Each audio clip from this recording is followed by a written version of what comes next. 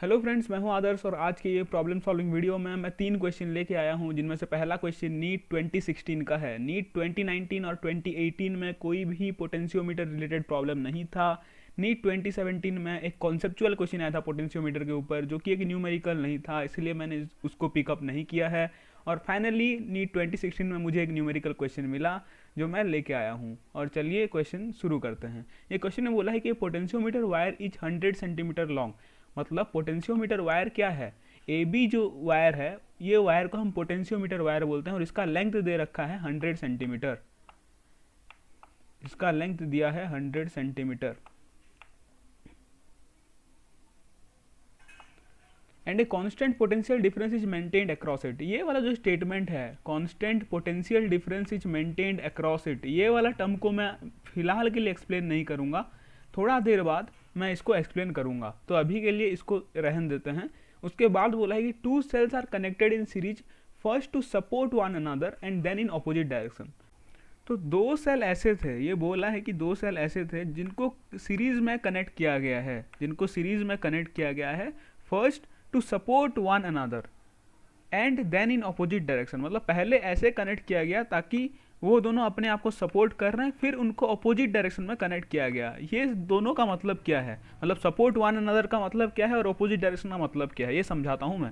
For example, अगर हम ये केस को कंसिडर करें, ये केस में बैटरी सेम ओरिएंटेशन में कनेक्टेड है, मतलब इसका पॉजिटिव टर्मिनल लेफ्ट साइड है तो इसका भी पॉजिटिव टर्मिनल लेफ्ट साइड है, तो इसको बोलते हैं सपोर्टिंग वाला केस। मतलब ये दोनों अपने आप को सपोर्ट कर रहे हैं। क्यों हम ऐसा बोल रहे हैं? क्योंकि ये जो राइट वाला जो सेल है, ये इसका करंट का डायरेक्शन क्या है? लेफ्ट साइड है, और ये जो डायरेक्शन में करंट भेज रहा है वो भी लेफ्ट साइड है। मतलब ये वाला जो सेल है, ये सेल जोन से डायरेक्शन में करंट भेजना चाहता है, उसी डायरेक्शन में ये भी करंट भेज रहा है। मतलब ये दूसरा वाला जो सेल है वो पहले वाले को सपोर्ट कर रहा है, पहले वाले को सपोर्ट कर रहा है एक तरह से, वो उसी डायरेक्शन में करंट भेज के। सिमिलरली पहला वाला जो सेल है वो भी दूसरे वाले सेल को सपोर्ट कर रहा है by sending the current in the same direction as that of the second cell. तो इसको सेम सेंस बोलते हैं, सेम सेंस में कनेक्टेड हैं सेल, या फिर हम बोल सकते हैं सेम ओरिएंटेशन में कनेक्टेड हैं, या फिर बोल सकते हैं कि इन लोग ऐसे कनेक्टेड हैं ताकि ये दोनों अपने आप को सपोर्ट कर रहे हैं। एक ही बात है सब। अभी अपोजिट डायरेक्शन या फिर अपोजिट ओरिएंटेशन या फिर अपोजिट सेंस का मतलब ये वाला केस जिसमें एक का पॉजिटिव टर्मिनल लेफ्ट साइड है तो दूसरे का पॉजिटिव टर्मिनल राइट साइड होगा। ऐसा क्यों है कि क्योंकि ये जो डायरेक्शन में करंट भेजना चाहता है राइट डायरेक्शन में, ये वाला उसके ठीक अपोजिट डायरेक्शन में करंट भेज रहा है। मतलब इसका जो काम है, इसका काम को ये अपोज कर रहा है एक तरह से। तो हम बोलते हैं कि ये this two cells are connected in opposite sense या फिर अपोजिट ओरिएंटेशन या फिर अपोजिट डायरेक्शन। तो फिर बोला है तो balance points are obtained at 50 centimetre and 10 centimetre from the positive end of the wire in these two cases. मतलब ये जो दो केस का बात किया है, पहला केस में बैटरी को ऐसे कनेक्ट किया है ताकि वो दोनों अपने आप को सपोर्ट कर सकें, और दूसरा केस में अपोजिट डायरेक्शन में कनेक्ट किया है। और ये दो केस में उसको मतलब बैलेंस पॉइंट मिला है at 50 centimetre and 10 centimetre from the positive end of the wire. तो हमको वो जो दो सेल का बात किया है, वो दो सेल के ईएमएफ्स का रेशियो चाहिए। तो पॉजिटिव एंड मतलब ये वाला पॉइंट ए, जो पॉइंट से हम स्लाइड करना स्टार्ट किए हैं। तो पहला केस में मतलब एक्चुअल में क्या है कि ऐसे नहीं है, ये वाला क्वेश्चन में नीचे एक्चुअली में दो सेल कनेक्टेड हैं, एक सेल नहीं है जो स्टैंडर्ड या फिर टिपिकल केस में रहता है। तो नीचे एक्चुअली में दो सेल कनेक्ट किए हैं पहला वाला केस में। तो हमको बैलेंस पॉइंट ये वाले पॉइंट से 50 सेंटीमीटर के डिस्टेंस में मिला है, और जब हम ये दो सेल को अपोजिट सेंस में कनेक्ट किए तो पॉइंट ए से बैलेंस पॉइंट हमको 10 सेंटीमीटर में मिला है। तो हमको ये जो दो सेल हैं इसके ईएमएफ का रेशियो चाहिए। तो ये है थोड़ा सा क्लियर डायग्राम। तो बेसिक आइडिया हमको ये क्वेश्चन पढ़ते हुए लग गया कि हमको ये क्वेश्चन को दो पार्ट में ब्रेक करना है। पहला पार्ट में जब ये दोनों सेल सेम सेंस में कनेक्टेड होंगे, और दूसरा केस में ये दोनों अपोजिट डायरेक्शन में कनेक्ट होंगे। तो बेसिकली दो केस कंसिडर करके ये क्वेश्चन को सॉल्व करना है। अभी कांस्टेंट पोटेंशियल डिफरेंस वाला टर्म का इंपॉर्टेंस क्या है? सपोज मैं ये वाले पॉइंट को जीरो पोटेंशियल एज्यूम करता हूँ, पॉइंट बी को मैं जीरो पोटेंशियल एज्यूम करता हूँ, तो यहाँ पे जितने सारे पॉइंट हैं सबके सब जीरो पोटेंशियल होंगे, ये पॉइंट का पोटेंशियल भी जीरो पोटेंशियल होगा। सपोज ये वाला सेल आई करंट भेजता है सर्किट में, तो ए बी के थ्रू भी आई करंट पास करेगा जब बैलेंसिंग कंडीशन होगा। मतलब सपोज ये नल पॉइंट है तो कोई करंट, ये दोनों सेल कोई करंट नहीं देंगे, बस आई करंट ही पास करेगा पूरे सर्किट में। तो ये वाले पॉइंट का पोटेंशियल क्या हो जाएगा, आई करंट ऐसे पास कर रहा है क्योंकि सेल के अदर एंड से उसको घुसना भी जरूरी है, क्योंकि आई करंट सेल दिया है तो वो लेगा भी। तो ये वाले पॉइंट का पोटेंशियल कितना हो जाएगा, minus of I R, minus of I R हो जाएगा। अगर हम in the direction of current move करते हैं तो रजिस्टर के अदर एंड में पोटेंशियल का एक डिक्रीज होता है, राइट। क्योंकि जब हम करंट के डायरेक्शन में मूव करते हैं अक्रॉस ए रजिस्टर, तब पोटेंशियल का एक डिक्रीज होता है। और डिक्रीजिंग कितना फैक्टर से डिक्रीज होता है, आई इंटू आर फैक्टर से डिक्रीज होता है। मतलब यहाँ पे जीरो था तो यहाँ पे जीरो माइनस आई आर हो जाएगा। तो ये पॉइंट का पोटेंशियल है जीरो माइनस आई आर। तो ये वाले पॉइंट का पोटेंशियल क्या हो जाएगा, ई माइनस आई आर, क्योंकि हम सेल का नेगेटिव टर्मिनल से पॉजिटिव टर्मिनल की तरफ मूव कर रहे हैं, राइट। तो पोटेंशियल का एक गेन होगा ये साइड के जितने भी पॉइंट्स हैं वायर के। तो ऐसे करते हुए पॉइंट ए का भी potential E minus I are हो जाएगा, क्योंकि ये एक नॉर्मल वायर है, राइट। नॉर्मल वायर में पोटेंशियल एक्चुअली में कांस्टेंट रहता है। तो यहाँ का पोटेंशियल जीरो है, यहाँ का potential E minus I are है। अभी जैसे मैं कॉन्सेप्ट वाले वीडियो में बताया था कि यहाँ जितना भी चेंज हो, यहाँ पे हम सेल को अपोजिट कनेक्ट करें या फिर E1 E2 को पैरेलल कनेक्ट करें या फिर जैसे तैसे जैसे भी कनेक्ट करें हम, आई को तो कोई इम्पैक्ट पड़ने वाला नहीं है। मतलब आई चेंज होगा नहीं, करंट चेंज होगा नहीं। और रेजिस्टेंस, ये वाला रजिस्टर का रेजिस्टेंस तो चेंज होगा नहीं, इसमें हम जितना भी चेंज करें रजिस्टर का रेजिस्टेंस कैसे चेंज होगा। तो और सेल का ईएमएफ भी चेंज होगा नहीं। तो वायर ए बी के थ्रू पोटेंशियल डिफरेंस कितना है, मतलब potential difference across wire A B कितना है, potential at point A minus potential at point B, मतलब E minus I R minus zero. मतलब ई माइनस आई आर ही potential difference है, जो कि एक कांस्टेंट वैल्यू है, जो कि ये कॉन्फ़िगरेशन पे डिपेंड नहीं करता है। यहाँ पे जितना भी हम चेंजेस करते जाएं, ये पॉइंट का potential E minus I are होगा और ये पॉइंट का पोटेंशियल जीरो होगा, हम एज्यूम किए हैं जीरो बोल के। तो पोटेंशियल डिफरेंस तो ई माइनस आई आर ही है, जो कि एक कांस्टेंट है, वही बोला है। A constant potential difference is maintained across it. मतलब इसको अगर हम इग्नोर भी कर देते और नॉर्मल के जैसे सॉल्व भी करते तो भी कोई दिक्कत होता नहीं। तो एक ही बात है, एक कांस्टेंट पोटेंशियल डिफरेंस हमेशा होता है। इससे क्या सीख मिला कि जितना भी पोटेंशियोमीटर का प्रॉब्लम होता है, हर पोटेंशियोमीटर में पोटेंशियोमीटर वायर जो होता है, मतलब ए बी को हम पोटेंशियोमीटर वायर बोलते हैं, तो पोटेंशियोमीटर वायर के अक्रॉस पोटेंशियल डिफरेंस हमेशा कांस्टेंट रहता है। इसको एक्चुअली में मेंशन करने का जरूरत नहीं था। तो केस 1 में when two cells are connected in same orientation, जैसे मैं दिखाया हूँ, ये जो दो सेल हैं जिनका ईएमएफ मैं E1 और E2 मान के चला हूँ और जिनका इंटरनल रेजिस्टेंस R1 और R2 है, उनको सेम ओरिएंटेशन में कनेक्ट किया गया है। तो बैलेंस पॉइंट अभी 50 सेंटीमीटर में ऑब्टेन हुआ है। पॉइंट ए से 50 सेंटीमीटर में बैलेंस पॉइंट है, पॉइंट ए से 50 सेंटीमीटर डिस्टेंस में बैलेंस पॉइंट है। सपोज ये वाला पॉइंट के बैलेंस पॉइंट है ये वाले केस के लिए, तो 50 सेंटीमीटर डिस्टेंस में बैलेंस पॉइंट है। तो मैं ये क्वेश्चन को आगे कैसे प्रोसीड करूँगा, मैं जितना भी फॉर्मूला पढ़ा हूँ पोटेंशियोमीटर रिलेटेड, वो तब काम आएगा जब ये वाला जो पोटेंशियोमीटर है ये एक स्टैंडर्ड पोटेंशियोमीटर की तरह दिखेगा। स्टैंडर्ड दिखने के लिए यहाँ पे ये नहीं होना चाहिए, मतलब ये कॉन्फ़िगरेशन की जगह बस एक सिंगल सेल और एक सिंगल रजिस्टर होने से मैं बाकी सारा जो फॉर्मूला पढ़ा हूँ वो सब अप्लाई कर सकता हूँ। तो अभी मेरा गोल क्या है, अभी मेरा गोल है कि ये वाला जो कॉन्फ़िगरेशन है, ये वाला जो कॉन्फ़िगरेशन है, इसके बदले में इसको इरेज करके मैं एक सिंगल सेल और एक सिंगल रजिस्टर लगाना चाहता हूँ। तो वो मैं कैसे करूँगा, वो करने का एक फॉर्मूला है।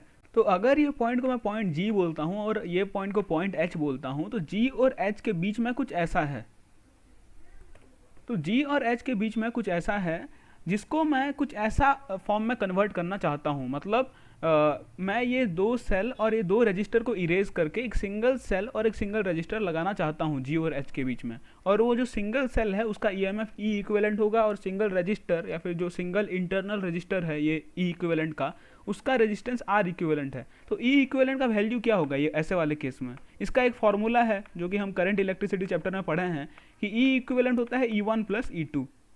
अगर सीरीज में कनेक्टेड हैं सेल तो E1 प्लस E2 होता है। अगर E2 ऐसे कनेक्टेड नहीं होके अगर उल्टा कनेक्टेड है, मतलब ऐसे कनेक्टेड है, तब E1 माइनस E2 हो जाता है। मतलब जितना भी सेल यहाँ पे हो, यहाँ पे E3 अगर ऐसा है तो E1 minus E2 plus E3 होगा, E इक्विवेलेंट, तो वैसा होता है। और आर का आर इक्विवेलेंट क्या होगा? आर इक्विवेलेंट के लिए हम जितना सेल है सब सेल को एक बार भूल जाएंगे और हम सोचेंगे कि जी और एच पॉइंट के बीच में दो रजिस्टर सीरीज में कनेक्टेड हैं, ऐसे सोच के आर इक्विवेलेंट निकालेंगे। अगर ऐसा होता, दो रजिस्टर सीरीज में होता जी और एच के बीच में, तो उसका आर इक्विवेलेंट क्या होता? R1 प्लस R2 होता। तो आर इक्विवेलेंट ये केस में भी R1 प्लस R2 होगा, R1 प्लस R2 होगा। अगर दूसरा वाला जो सेल का मैं बात किया, वो दूसरा वाला सेल अगर ऑपोजिट डायरेक्शन में भी कनेक्टेड होता, तब भी सेल को तो भूलना ही है ना आर इक्विवेलेंट निकालने के लिए, तो इसको फिर से हम भूल जाते, तो R1 प्लस R2 ही होता आर इक्विवेलेंट, अगर केस कुछ अलग होता तब भी। तो अभी मैं ये जो सिस्टम है, ये सिस्टम को इरेज करूंगा और इसके जगह एक ई इक्विवेलेंट लगाऊंगा जिसका EMF होगा E1 प्लस E2 जैसे हम निकालने हैं, और आर इक्विवेलेंट लगाऊंगा जिसका वैल्यू होगा R1 प्लस R2। तो अभी एक नॉर्मल पोटेंशियोमीटर का प्रॉब्लम बन गया।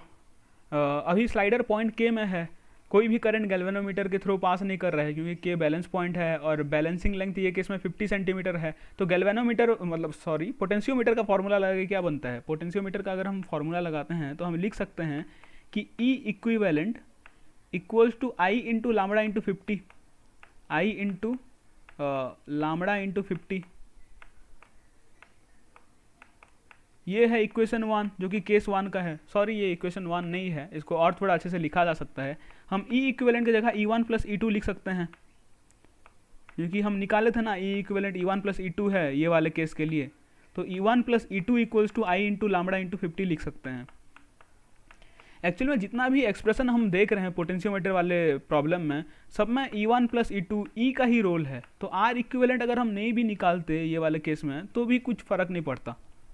तो ये वाले केस में दो सेल को ऑपोजिट डायरेक्शन में कनेक्ट किया गया, जिसके वजह से बैलेंस पॉइंट चेंज हो गया।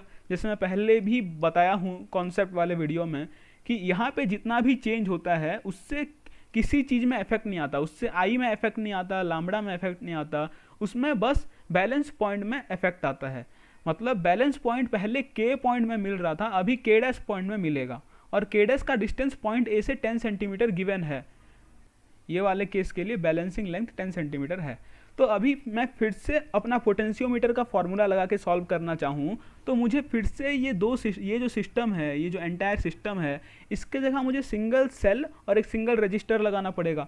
तो जो मैं सिंगल सेल लगाऊंगा वो सिंगल सेल का EMF क्या होगा? E1 माइनस E2 होगा, जैसे मैंने पहले भी बताया है। और are equivalent R1 plus R2 ही होगा, उसमें तो कोई इफेक्ट आएगा नहीं।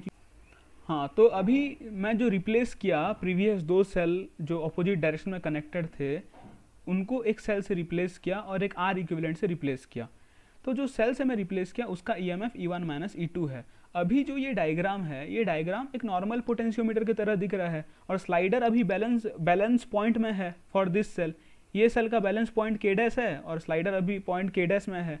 मतलब ये जो गैल्वेनोमीटर है, ये गैल्वेनोमीटर के थ्रू कोई भी करंट पास नहीं कर रहा है। तो हम पोटेंशियोमीटर वाला फॉर्मूला लगा सकते हैं कि EMF of this cell equals to I into lambda into 10। तो EMF ऑफ दिस सेल क्या है? E1 minus E2। तो हम लिख सकते हैं E1 minus E2 equals to I into lambda into 10, I into lambda into 10। अभी आई और लामड़ा तो चेंज नहीं होगा, क्योंकि मैं पहले भी बताया हूँ कॉन्सेप्ट वाले वीडियो में कि आई और लामड़ा ये नीचे जो चेंज हो रहा है उससे उनको कोई इफेक्ट नहीं पड़ेगा।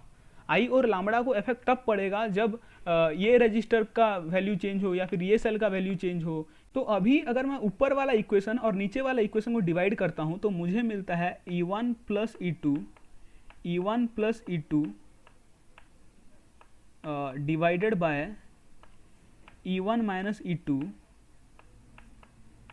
E1 minus E2 equals to 5। तो इसको अगर मैं क्रॉस मल्टीप्लाई करता हूं तो मुझे क्या मिलेगा? E1 plus E2 equals to 5E1 minus 5E2, मतलब 4E1 इक्वल्स टू 6E2 मिलेगा। 4E1 equals to 6E2। और मुझे E1 बाय E2 का वैल्यू चाहिए था, मुझे EMF का रेशियो चाहिए था, मतलब क्या E1 बाय E2 का वैल्यू चाहिए था। तो E1 बाय E2 का वैल्यू हो गया 3/2, ऑप्शन 4 जो कि करेक्ट आंसर है। तो ये है नेक्स्ट क्वेश्चन जो कि जेई मेंस 2019 का है, और इसमें बोला है कि in the circuit shown A 4 wire potentiometer is made up of A 400 centimetre long wire. मतलब नॉर्मली जो पोटेंशियोमीटर वायर रहता है वो एक स्ट्रेट फॉर्म में रखा हुआ होता है, ये होता है पोटेंशियोमीटर वायर, और ये एक स्ट्रेट फॉर्म में रखा हुआ होता है। पर ये क्वेश्चन में पोटेंशियोमीटर वायर को थोड़ा सा बेंड कर रखा है, मतलब पॉइंट ए से पोटेंशियोमीटर वायर कुछ इस तरह से गया है, ऐसे गया है, फिर बेंड होके गया है। तो पोटेंशियोमीटर वायर कुछ ऐसे गया है और इसका लेंथ 400 सेंटीमीटर है। The resistance per unit length of the potentiometer wire is small R equal to 0.01 ohm पर सेंटीमीटर। पोटेंशियोमीटर वायर का रेजिस्टेंस पर यूनिट लेंथ हम लोग लामड़ा बोल के लेते हैं सब क्वेश्चन में, पर यहाँ पे स्मॉल आर बोल के डिफाइंड किया हुआ है, मतलब resistance per unit length of the potentiometer wire को स्मॉल आर बोला है, पर हम लामड़ा से हैबिचुएटेड हैं तो हम लामड़ा ही लेंगे, हम स्मॉल आर नहीं लेंगे। तो लामड़ा का वैल्यू इनडायरेक्टली गिवन है 0.01 ओम पर centimetre. If an ideal volt meter is connected as shown with jockey J at 50 centimetre from end A. तो जॉकी जे मतलब जो स्लाइडर होता है, तो वोल्ट मीटर का एक एंड पॉइंट ए से कनेक्टेड है और दूसरा end at a distance of 50 centimetre है पॉइंट ए से। तो मुझे वोल्ट मीटर का एक्सपेक्टेड रीडिंग पता करना है, तो मैं एक क्लियरर डायग्राम बनाता हूँ जहाँ पे मैं ए बी को स्ट्रेट रखता हूँ एक बार के लिए, क्योंकि स्ट्रेट रखो बेंट रखो सेम बात है। तो ये है थोड़ा सा क्लियर डायग्राम यही सेम चीज़ का। यहाँ पे वोल्ट मीटर का एक एंड पॉइंट ए में कनेक्टेड है और दूसरा एंड ऐसा एक पॉइंट में कनेक्टेड है जो कि 50 सेंटीमीटर डिस्टेंस में है पॉइंट ए से।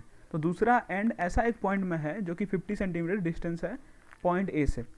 तो अभी ये जो सेल था इसको मैं थोड़ा सा सिंप्लीफाई कर दिया, ये सेल का ओरिएंटेशन तो सेम था, तो मैं इसको एक इक्विवेलेंट सेल से रिप्लेस किया जिसका ईएमएफ 1 वोल्ट हो जाएगा, क्योंकि इसका ईएमएफ 3 वोल्ट होगा, क्योंकि एक का ईएमएफ 1.5 है तो ऐड हो जाएगा सिंपली, तो इसका ईएमएफ 3 वोल्ट हो जाएगा और इसका टोटल इंटरनल रेजिस्टेंस हो जाएगा 1 ओम, क्योंकि रेजिस्टेंस भी सीरीज में कनेक्ट हो जाएंगे, तो रजिस्टर भी सीरीज में कनेक्ट हो जाएंगे, तो रेजिस्टेंस 1 ओम हो जाएगा, ऐसे कुछ 1 ओम हो जाएगा। पर ये वाला जो रजिस्टर 1 ओम है, ये वाला भी एक अलग रजिस्टर है जिसका रेजिस्टेंस 1 ओम है, तो ये दोनों को रिप्लेस करके मैं एक 2 ओम का रजिस्टर लगा सकता हूँ। तो यही सब मैं काम किया हूँ ऊपर। और ए बी का लेंथ 400 था, ये इसका लेंथ 50 है, तो मुझे वोल्ट मीटर का रीडिंग चाहिए। अभी वोल्ट मीटर जो होता है, एक आइडियल वोल्ट मीटर ऐसा वोल्ट मीटर होता है जिसका रेजिस्टेंस बहुत ही ज़्यादा हाई होता है, मतलब 1000 इन टर्म्स ऑफ 1000 होता है जिसका रेजिस्टेंस। तो कोई भी करंट ये सेल भेज रहा है, कोई भी करंट ये सेल भेज रहा है, ये जब जंक्शन ए में एंटर करता है तो सारा का सारा करंट ऐसे चला जाता है, कोई भी करंट वोल्ट मीटर में एंटर नहीं करता, क्योंकि वोल्ट मीटर का रेजिस्टेंस बहुत हाई है और करंट हाई रेजिस्टेंस वाला पाथ क्यों लेगा। तो सबके सब करंट ए बी के थ्रू सेल के अदर एंड में घुस जाते हैं, कोई भी करंट वोल्ट मीटर के थ्रू पास नहीं करता। तो वोल्ट मीटर का एक्चुअली में काम क्या है कि इसका दो एंड, मतलब इसका पहला एंड पॉइंट ए में कनेक्टेड है, वोल्ट मीटर का पहला एंड पॉइंट ए में कनेक्टेड है और दूसरा जो एंड है वो पॉइंट पी में कनेक्टेड है। तो वोल्ट मीटर का काम ये है कि इसका जो दो एंड है वो जोन से भी पॉइंट में कनेक्टेड है, वो पॉइंट का पोटेंशियल डिफरेंस पता करना। मतलब अभी वोल्ट मीटर का रीडिंग क्या होगा, V A minus V P होगा, V A minus V P volt metre का रीडिंग ये होगा। तो हमको अगर वोल्ट मीटर का रीडिंग जानना है तो हमको पोटेंशियल एट पॉइंट ए और पोटेंशियल एट पॉइंट पी का डिफरेंस पता करना होगा। तो हम डिफरेंस कैसे पता करेंगे, सिंपल बात है कि कोई भी करंट वोल्ट मीटर के थ्रू जा नहीं रहा है, तो वोल्ट मीटर का तो कुछ रोल नहीं है ना, इसमें कितना करंट वायर ए बी के थ्रू कितना करंट जाएगा, ये सर्किट में कितना करंट फ्लो करेगा, ये टोटली डिसाइडेड बाय ये वाला ईएमएफ जिसका ईएमएफ 3 वोल्ट है और total resistance 2 ohm plus resistance of wire A B, इन लोगों पे डिपेंडेंट है टोटल करंट कितना फ्लो करेगा। पर वोल्ट मीटर का कोई लेना देना नहीं है ये डिसाइड करने में कि कितना टोटल करंट फ्लो कर रहा है।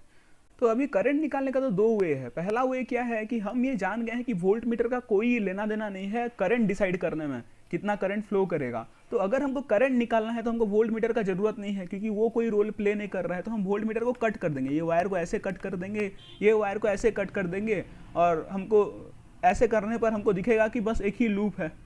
तो इसमें सिंपली टोटल करंट कितना फ्लो करेगा वो वाला फॉर्मूला डाल देंगे, मतलब total EMF divided by total resistance, मतलब 2 plus resistance of wire A B, ये होगा आई का वैल्यू। अगर ऐसे समझ नहीं आ रहा है तो और एक वे क्या है, हम किरचॉफ्स लूप रूल लगाएंगे पहला वाला सर्किट में। पहला वाला सर्किट में अगर हम किरचॉफ्स लूप रूल लगाएंगे तो भी आई का वैल्यू यही आएगा, तो भी आई का वैल्यू यही आएगा। तो आई का वैल्यू अल्टीमेटली यही है। तो हम अभी पॉइंट ए और पॉइंट पी को देखते हैं अच्छे से। हमको पोटेंशियल डिफरेंस निकालना है। ये वाला पॉइंट पी है, ये वाला पॉइंट ए है, और इन लोगों को अगर मैं जूम करता हूँ तो एक ऐसा दिखेगा। तो AP का रेजिस्टेंस कितना होगा? AP का रेजिस्टेंस पता करने के लिए हमको लैम्बडा मल्टीप्लाई करना पड़ेगा AP के साथ, AP के लेंथ के साथ। तो AP का लेंथ 50 सेंटीमीटर है, और हम अगर लैम्बडा मल्टीप्लाई कर देंगे तो ये 0.5 आ जाएगा, 0.5 ओम। और करंट I ऐसे पास कर रहा है, सपोज करंट I ऐसे पास कर रहा है, तो इसका पोटेंशियल सपोज VA है, तो इसका पोटेंशियल पॉइंट P का पोटेंशियल क्या हो जाएगा? VA माइनस आई इंटू 0.5, VA माइनस आई इंटू 0.5 मतलब I डिवाइडेड बाई 2। तो पोटेंशियल डिफरेंस मतलब VA माइनस VP क्या है? VA माइनस VP क्या है? I बाय 2 है। तो I बाय 2 होगा reading of the voltmeter. I by 2 volt meter का रीडिंग होना चाहिए। तो I बाय 2 कैसे हम पता करेंगे? I का वैल्यू पता होना चाहिए। उसके लिए I का वैल्यू पता करने के लिए रेजिस्टेंस ऑफ वायर AB पता होना चाहिए। रेजिस्टेंस ऑफ वायर AB हमको पता है, क्योंकि रेजिस्टेंस ऑफ वायर AB क्या होगा? Lambda into length of wire AB। Lambda है 0.01 into length of wire AB है 400। तो ये एक्चुअली में है 4, इसका वैल्यू है 4। तो रेजिस्टेंस ऑफ वायर AB है 4, तो I का वैल्यू हो गया 3 डिवाइडेड बाई 6 मतलब 1/2। तो I बाय 2 का वैल्यू कितना हो जाएगा? 1/4। ये हो जाएगा reading of the volt meter, 1/4 volt यानी कि 0.25 वोल्ट। तो ये है नेक्स्ट क्वेश्चन जेईई मेंस 2019 से, और इसमें बोला है कि an ideal battery of 4 volt and resistance R connected in series in the primary circuit of A potentiometer. मतलब पोटेंशियोमीटर का प्राइमरी सर्किट कौन सा होता है? ये पहला लूप को हम प्राइमरी सर्किट बोलते हैं, राइट। तो प्राइमरी सर्किट में एक 4 वोल्ट का आइडियल बैटरी और एक रेजिस्टेंस कैपिटल R सीरीज में कनेक्टेड है। मतलब ये एक्चुअली में प्राइमरी सेल का EMF दे रखा है 4 वोल्ट, और एक रेजिस्टेंस जो कि कनेक्टेड है इसके साथ सीरीज में, और इसका रेजिस्टेंस कैपिटल R है, जो हम पहले से कैपिटल R एज्यूम किए हैं। तो ठीक है, अभी बोला है पोटेंशियोमीटर ऑफ लेंथ 1 मीटर। तो पोटेंशियोमीटर का लेंथ 1 मीटर मतलब पोटेंशियोमीटर वायर AB का लेंथ दे रखा है 100 सेंटीमीटर, और इसका रेजिस्टेंस दिया है 5 ओम। रेजिस्टेंस दिया है 5 ओम। तो लैम्बडा का वैल्यू क्या है? लैम्बडा का मतलब होता है resistance of wire AB divided by length of wire AB। तो रेजिस्टेंस ऑफ वायर AB 5 ओम दिया है और लेंथ ऑफ वायर AB है 100, तो 5 डिवाइडेड बाय 100 है lambda. The value of capital R to give a potential difference of 5 millivolt across 10 centimeter of the potentiometer wire। तो ये बोला है कि R का क्या वैल्यू होना चाहिए जिसके वजह से मैं जब भी 10 सेंटीमीटर मूव करूं पोटेंशियोमीटर वायर में तो मुझे 5 मिलीवोल्ट का पोटेंशियल डिफरेंस मिलना चाहिए। ऐसे कौन सा वैल्यू है कैपिटल R का? तो मुझे कैपिटल R का एक ऐसा वैल्यू चाहिए ताकि मैं किसी भी पॉइंट ऑफ वायर AB में स्टार्ट करूं और 10 सेंटीमीटर मूव करूं तो मुझे एक पोटेंशियल डिफरेंस मिलना चाहिए 5 मिलीवोल्ट का। तो वैसा एक वैल्यू कैपिटल R का चाहिए। तो ये क्वेश्चन को कैसे हम अप्रोच करें? ये क्वेश्चन को अप्रोच करने के लिए हमको बस एक चीज़ सोचना पड़ेगा कि कोई भी एक जनरल पॉइंट यहाँ पे ले लेता हूँ मैं। सपोज ये पॉइंट P है, मतलब ये वाला पॉइंट है, वायर के ऊपर नहीं है, ये वाला पॉइंट कैपिटल P है।